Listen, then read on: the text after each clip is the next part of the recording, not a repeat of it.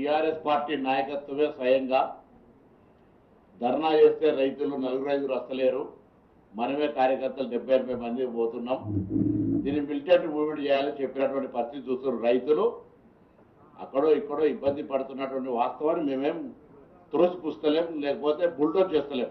వాళ్ళ పార్టీ నాయకత్వం అధికారంలో ఉన్నప్పటిలాగా మేము స్వయంగా అందులో భాగస్వాములమై రైతుల సమస్యల్ని పరిష్కరించడానికి మా మార్కెట్ చైర్మన్లు, మా పార్టీ నాయకత్వము, అధికారులను స్వయంగా మంత్రి గారు అనేక సందర్భాల్లో వీడియో కాన్ఫరెన్స్లు స్వయంగా మా శాసనసభ్యులతో సహా అందరూ కూడా భాగస్వాములు అవుతారు. అక్కడ ఇక్కడ ఇబ్బంది అయితే దానికి పూర్తిగా బాధ్యత వహించాల్సిన కేంద్ర ప్రభుత్వం పెరిగినటువంటి పెట్రోల్ డీజిల్ ధరల అంశంను దృష్టి మరల్చడానికి రైతు కోస యాత్ర చేస్తా ఉన్నారు. వాళ్ళు పెట్రోల్ కోస యాత్ర చేయాలి, వాళ్ళు లేకపోతే ఢిల్లీలో పోయి నాయకత్వం ముందర కూర్చొని ధర్నా చేయాలి. ఇప్పుడు ఒక మాట గౌరవ వ్యవసాయ శాఖ మంత్రి గారు చెప్పినట్టుగా యూరియా ఈ రాష్ట్రంలో తయారు కాదు, ఈ రాష్ట్రంలో సరఫరా కాదు, మొత్తం పూర్తికి 100% ఫెడరల్ సిస్టంలో ఈ ప్రజాస్వామిక విధానంలో యూరియా అనేటువంటి 100% కేంద్ర ప్రభుత్వం ఆధీనంలో ఉంది. భారతీయ జనతా పార్టీ నాయకత్వాన్ని హెచ్చరిక చేస్తున్నాం. భవిష్యత్తు ఆ వ్యవసాయ సీజన్లో రైతాంగం యూరియా కొరకు ఇబ్బంది పడే పరిస్థితి వస్తే ముందుగానే హెచ్చరిక చేస్తున్నాం. డిమాండ్లు అవసరాలను వ్యవసాయ శాఖ తరఫున పూర్తిగా 8 మంది పార్లమెంట్ సభ్యులకు, ఇతర రాజ్యసభ సభ్యులకు మేము లిఖితపూర్వకంగా ఈ రాష్ట్ర అవసరాలకు ఎంత డిమాండ్ అంత రాసిస్తాం.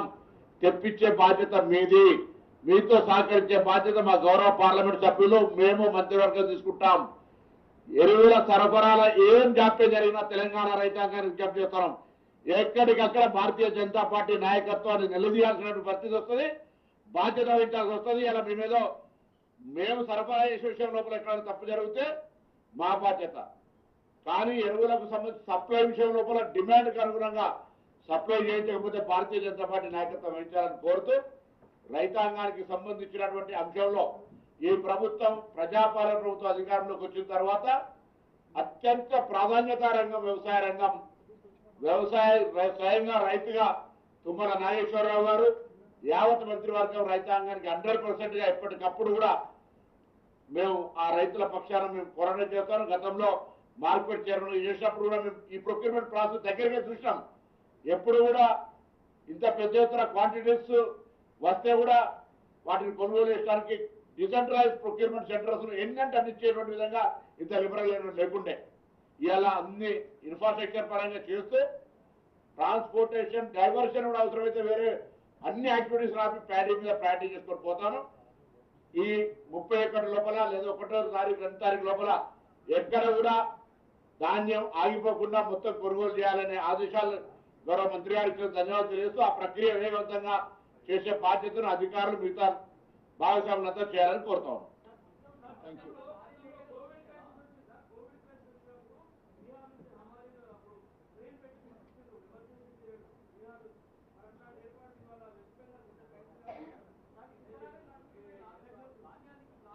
ప్రభాకర్, ఎక్కడెక్కడైతే ఇసుక లారీలు నడుస్తున్నాయో అక్కడ ధాన్యానికి అవసరం ఉందో ఆ కలెక్టర్లకి, ఎస్పీలకి నేనే స్వయంగా వాళ్ళకి అడ్వైజరీ నోట్ ఇచ్చిన దట్ టు రిక్విజిషన్ ఇసుక లారీలన్నీ కూడా డైవర్ట్ చేసి ప్యాడీ ప్రొక్యూర్మెంట్ కోసం ఉపయోగించామని చెప్పి.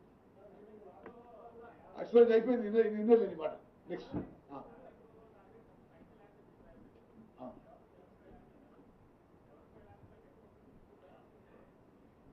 ఇది ఎస్టిమేటెడ్ అమౌంట్ ఎంత వచ్చినా ప్రొక్యూర్మెంట్ సెంటర్లకి ఎంత వస్తే అంత ధాన్యం కొనుగోలు చేస్తాం.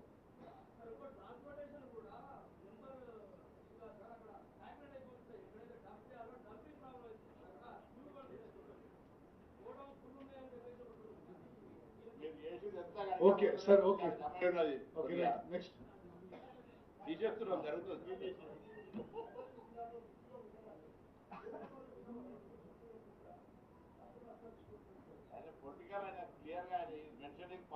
ఎవరు